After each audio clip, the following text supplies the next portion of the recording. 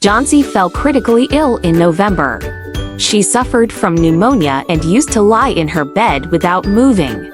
She continuously gazed out of the window. Sue, her friend, became very worried. She called the doctor. Although he came every day, yet Johnsy's condition showed no improvement.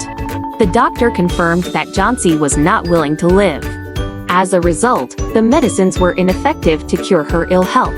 Sue tried her greatest to make Johnsy take an interest in things around her. She talked about clothes and fashion. However, Johnsy was irresponsive. She continued to lie still on her bed. Sue brought her drawing board into the room and began to paint. Suddenly, Sue heard Johnsy whispering something. She speedily rushed to the bed and heard Johnsy counting backward.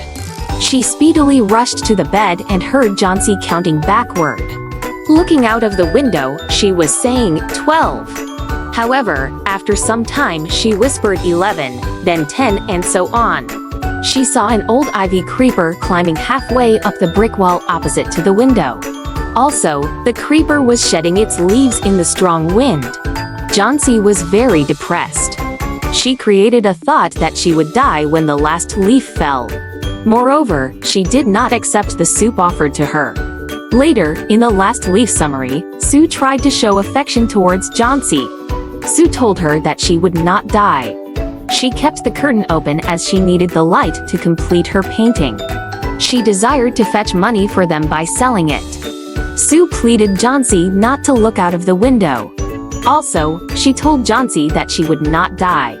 She has to live for her friends. Moreover, Sue would become lonely without Johnsy. But Johnsy was sure that she would die as soon as the last leaf falls. She added that she would sleep after the last leaf falls and would sleep forever. Sue was very worried about her friend's condition. She was helpless.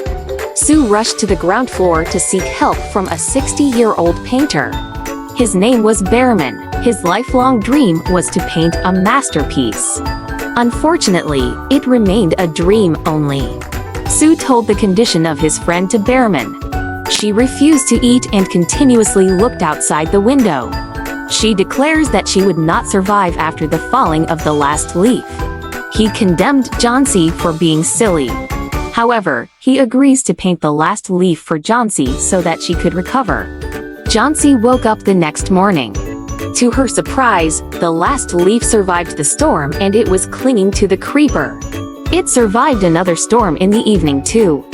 This incident opened Johnsy's eyes. She apologized to her friend for being so irresponsive and depressed. She realized that it was a sin to think of death. Then, she combed, had soup, and a desire to live. The doctor arrived. He told about the improvement in her health. He added that she would recover soon as her desire to live was back. Sue went to see Behrman. He was only 2 days ill. However, he dies of pneumonia contracted while being out in the wet and cold. Sue tells this news to Johnsy. She tells her to look at the last leaf clinging to the creeper. She reveals the truth that it was the masterpiece of the old artist, Behrman. He always wanted to produce a masterpiece painting but had never succeeded in his attempt to produce the same.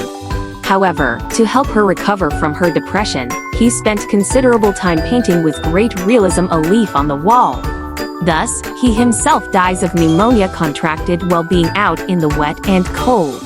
But God demonstrates his own love for us in this: while we were still sinners, Christ died for us. This is the love of the Father, he who did not spare his own Son, but gave him up for us. Will he not also, along with him, graciously give us all things?